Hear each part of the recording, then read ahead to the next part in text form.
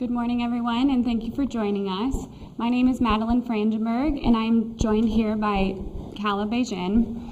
We are both audiologists at Arizona Hearing and Balance Center. We work with Dr. Cassis and Dr. Fucci, and we provide comprehensive hearing services to children as well as adults. As audiologists, we do diagnostic testing, consultations, and fittings for hearing aids, cochlear implants, and bone-anchored hearing devices.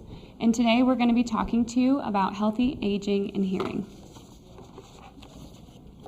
So just that disclosure agreement again, that was read off by Dr. Cassis.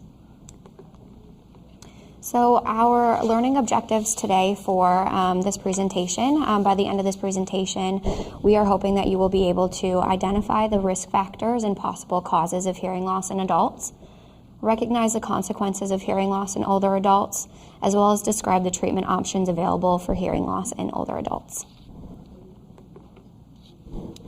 Hearing loss is the third most common chronic physical condition in the U.S. and is more prevalent than diabetes or cancer, according to the CDC.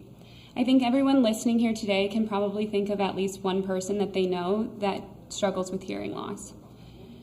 According to the NIH, approximately 15% of American adults report trouble hearing. Keep in mind that's only the people that report trouble hearing. I think a lot go unreported. Hearing aid users on average wait 10 years before seeking help for their trouble. There's evidence to support that age-related hearing loss typically begins around age 30 and progresses with increasing age. Of those aged 20 to 69, age is a strong predictor of hearing loss, with the largest occurrence of hearing loss in those aged 60 to 69. 50% of individuals 75 and older are reported to have debilitating hearing loss, yet only 30% of this group has tried hearing aids. This is a huge gap that we are trying to fill because, again, 50% of those aged 75 and older have that debilitating hearing loss, yet only 30% of them have ever tried hearing aids or other assistive devices. In our office, I would say about 50% of the community that we serve are white adults aged 55 to approximately 90, with approximately 20% of our patient population between the ages of 18 and 55, and the remaining 30% are typically pediatric patients that we serve. So what causes hearing loss in adults? There are various different causes that may cause hearing loss to present, and this figure here does represent the majority of those causes. I'm going to talk mainly about a few of them that we tend to see most commonly in our office, and age, of course, is one of the most prevalent causes of hearing loss in older adults. Due to the anatomical layout of the cochlea, age-related hearing loss typically presents as a high-frequency loss, referred to as presbycusis. This tends to have the greatest impacts on someone's speech understanding, particularly in adverse situations and reverberant rooms. A lot of patient populations that you may serve may be people who are struggling with diabetes or hypertension. Both of these are also strongly correlated with age-related hearing loss. For diabetic patients, studies suggest a higher incidence of sensorineural hearing loss in those with diabetes than without. There's also a positive trend between the progression of diabetes and the severity of hearing loss. So as diabetes progresses further, the severity of hearing loss is also expected to decline. There's also a high correlation between hypertension and hearing loss. The belief is that hypertension causes that high blood pressure in the vascular system, which may lead to a hemorrhaging of the inner ear, resulting in a progressive hearing loss.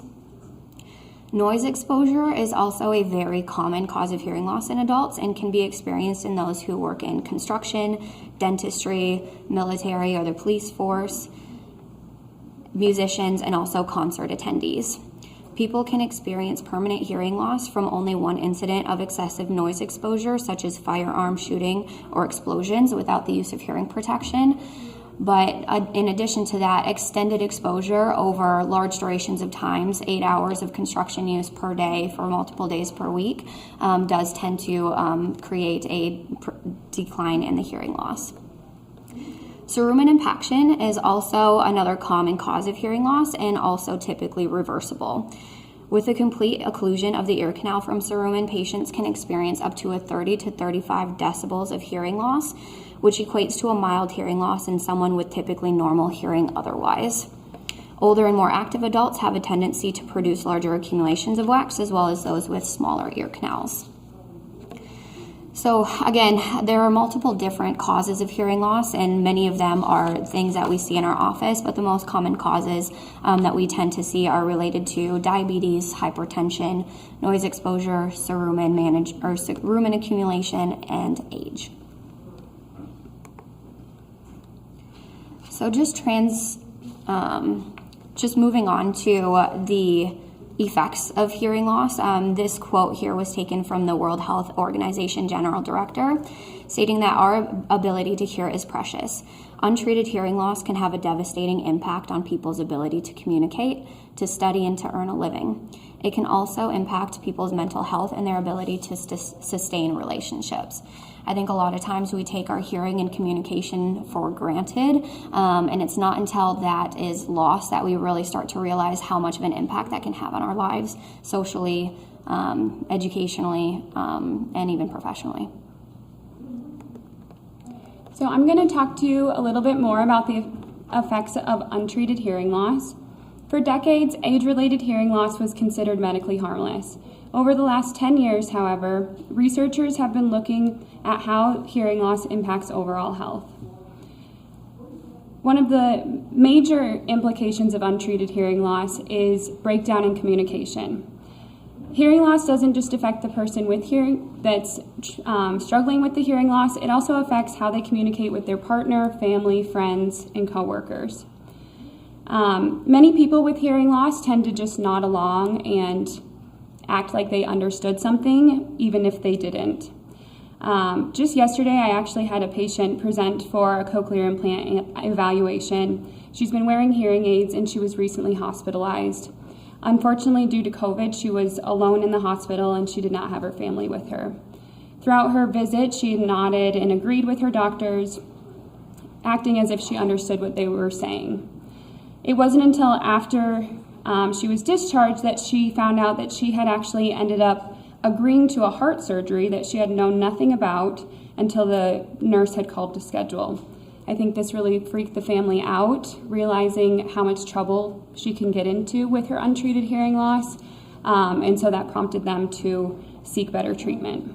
And I think this is a good lesson for any of us medical providers to realize that I think we all tend to kind of nod along and act like we understand something, even if we don't. So just something to be aware of. Verify the understanding with your patient and make sure that what they seem to understand is true. On a societal level, because of their hearing loss, persons with hearing loss achieve significantly lower levels of education than do those with normal hearing. They also have higher levels of unemployment or underemployment and lower levels of income than those with normal hearing. Especially for younger adults with hearing loss, finding a job that relies on little communication can be very hard to find. If you have a patient that falls into this category, there is a government program called vocational rehab that's an excellent resource and can help individuals find employment as well as get access to properly fitted hearing aids. The results of some studies have suggested that hearing loss is independently associated with cognitive decline and dementia, possibly through the effect of hearing loss on cognitive load or through reduced social engagement. When listening becomes more effortful, more areas of the brain are being used for listening that may otherwise be used for memory or cognition. There are correlations between hearing aids and improved cognitive function, which we will explore more later on in this presentation. For people with hearing loss and their family and friends, conversations are really difficult. Every day we hear patients tell us how they are retreating from conversations, avoiding family gatherings, they've stopped going to church and other activities, all because their communication is too difficult and it's embarrassing to continue asking what. This kind of withdrawal can easily lead to social isolation, especially for older adults. Some studies suggest that women have a stronger association to hearing loss and social isolation, but I tend to see it in both genders. So we'd like to dive a little deeper into hearing loss and cognitive decline. So this figure here was taken from a study by Livingston et al. In 2020. It's a follow-up study to their original study in 2017 that did identify 9 potential risk factors for dementia and cognitive decline that could have been prevented with appropriate treatment. So dementia is becoming a rising concern in the medical industry, with approximately 10 million new cases occurring per year worldwide and estimates of 152 million cases by 2050. Global costs are estimated to be approximately $1 trillion annually for treating dementia. So the study in here suggests that approximately 40% of dementia cases could be potentially modifiable with appropriate intervention. Hearing loss, of course, is not the only risk factor for dementia, and there are a lot of other overlapping risk factors, but hearing loss leads with an 8% risk factor in dementia cases, meaning that if appropriate referrals and treatment for hearing loss were to occur, we could potentially reduce the amount of dementia cases by up to 8%. One thing I really want to focus on with this study is that in these studies that they created, they did correct for hearing loss by placing hearing aids or other appropriate devices on individuals who did have hearing loss and were being treated or diagnosed with dementia. But a lot of times hearing loss and the symptoms of hearing loss overlap with symptoms of dementia, and people can be incorrectly diagnosed with cognitive decline simply because they are not hearing or understanding the assessments that are being administered to them. Individuals with progressive hearing and more severe hearing loss are at a greater risk for dementia when left untreated. There are specific actions stated in this article to treat hearing loss, to correct for that risk factor against cognitive decline, and that includes encouraging the use of hearing aids and reducing hearing loss by protecting the ears from excessive noise exposure. So even just convincing somebody to purchase hearing protection when they're in more aggressive noise environments can help to reduce that progression of hearing loss. And so if you remember earlier when we talked about those age 16 older having the highest incidence of hearing loss, and yet only the 30% of those 75 and older have ever tried hearing aids or other assistive devices. So this is a huge gap, again, that needs to be filled, and by making the appropriate referrals and getting someone treated for their hearing loss, we can not only improve their social isolation, their ability to communicate with others and form relationships, but we could also be reducing their chance at developing dementia and other cognitive decline. A little bit more from this study. This is another figure that talks about how treatments and appropriate referrals can be helping to prevent dementia. So the 2 different modifiable pathways include reducing neuropathological damage and increasing and maintaining cognitive reserve. By treating and managing hearing loss, ideally we are helping to increase and maintain cognitive reserve and therefore help to prevent dementia cases. And this leads us to discuss how treatment is administered for hearing loss. There are several studies referenced in this article that found that hearing aid use to be associated with lower incidence of dementia. In other words, those have hearing loss and do not wear hearing aids tend to have lower cognition, again, than those who do wear hearing aids.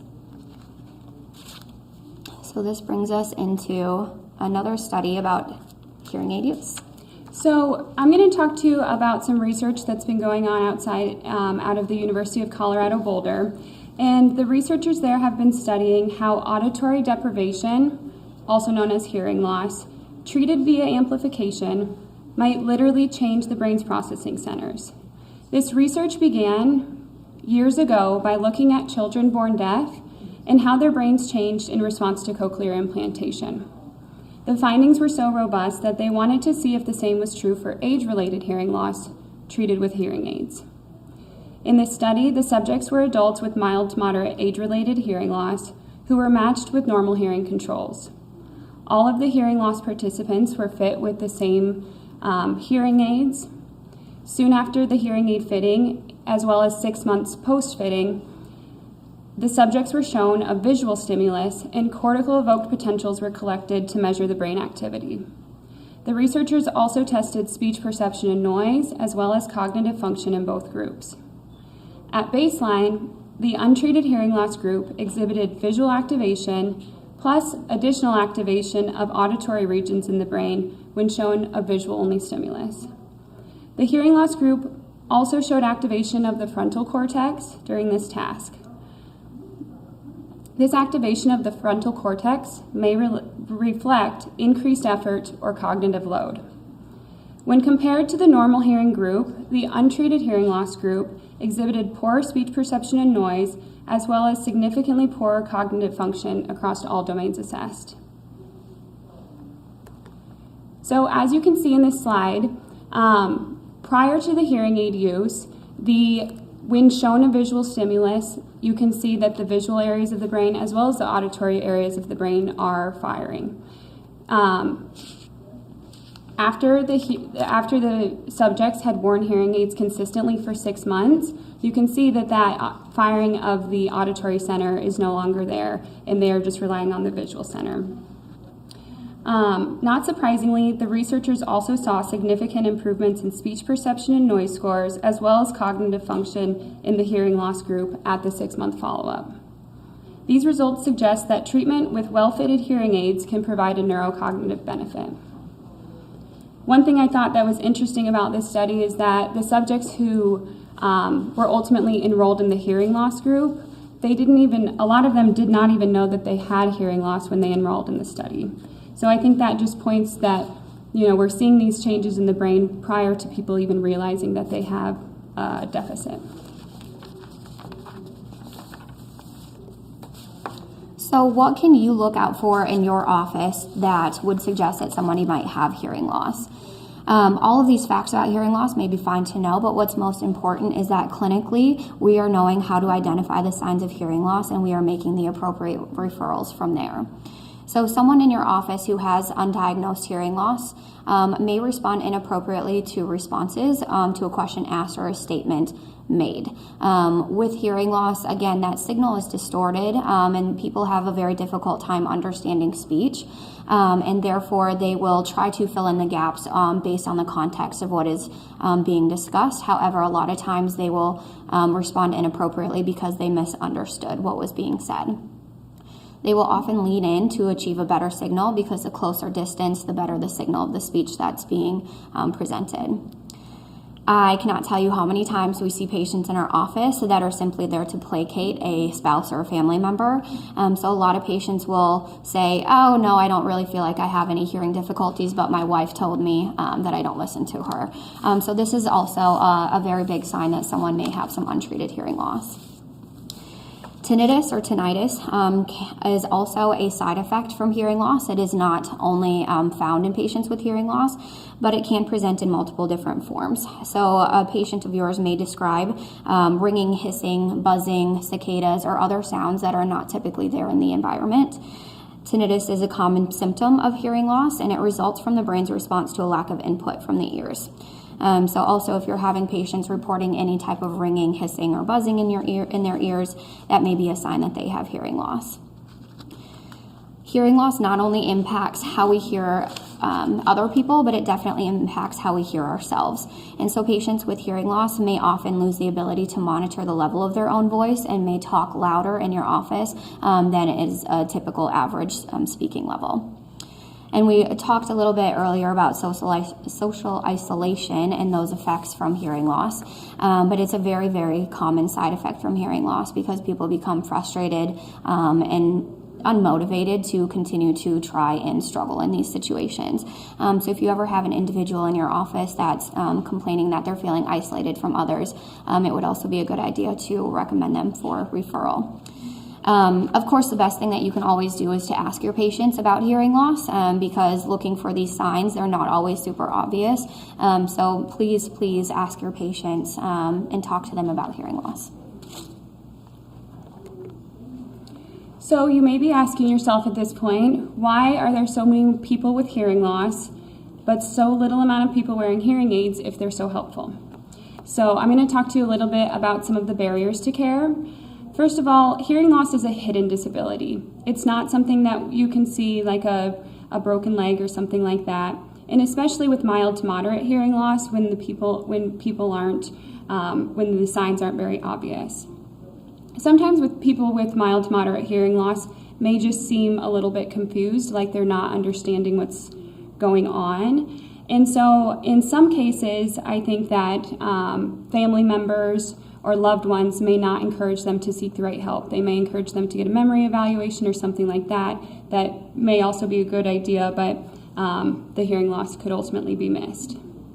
Further, there is not a lot of information available about the prevalence and the effects of hearing loss. The information available can also be misleading or incorrect. I think one of the most incorrect or misleading things out there about hearing loss is that they're unaffordable. They're so expensive that nobody can afford hearing aids unless you have a lot of money. And this is not necessarily the case. Hearing aids are an investment, but I think people are often surprised at the reasonable cost that we can provide at our office. Moreover, it's more important to have a good audiologist than it is to have a good set of hearing aids, so please keep that in mind. There has always been negative stigma surrounding the appearance of hearing aids. I hope this is getting a little bit better, but I still think that people are afraid to wear them because they're afraid to look like they are elderly. People also associate hearing professionals with used car salesmen, which does realistically happen if you go to the wrong place. One thing that's not on here that I think is a really big barrier to care is a bad past experience. Many people say that hearing aids don't work for them or that they don't like them, and this kind of makes us wonder if maybe they were improperly fit or if there are some other confounding factors preventing the patient from accepting hearing aids. Things like social isolation, depression, anxiety. So, what can you do? As a primary caregiver, there are some things that you can do to help your patients access the proper hearing treatment. One thing that we've noticed lately is that hearing loss is becoming a much hotter topic in the news, and I think older adults are talking to each other more about it. I think people are wanting to do something about their hearing loss sooner than later, now that everybody's talking about how hearing and dementia are related. Oftentimes, people just don't know where to start the process of getting help, and I think that's where you can come in as the primary care provider. If you notice these behaviors in your patients, we hope that you remember the importance of properly treated hearing loss. We ask that you educate your patients about the impacts of hearing loss and point them towards an audiologist or a medical specialist if necessary. Every day we see older adults that have really tried seeking treatment through a hearing aid shop. Oftentimes the hearing aids they have purchased for thousands of dollars are inappropriate for their hearing loss. An inappropriately programmed hearing aid, unfortunately, is sometimes just as good as no hearing aid at all. We hope that you can help your patients avoid these costly mistakes.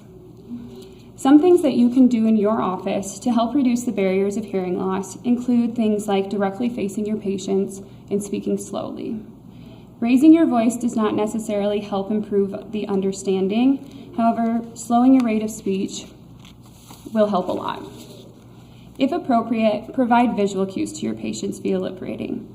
The most difficult sounds to hear are the easiest sounds to see on the lips. A personal amplification system is a piece of technology that is very easy to utilize in your office.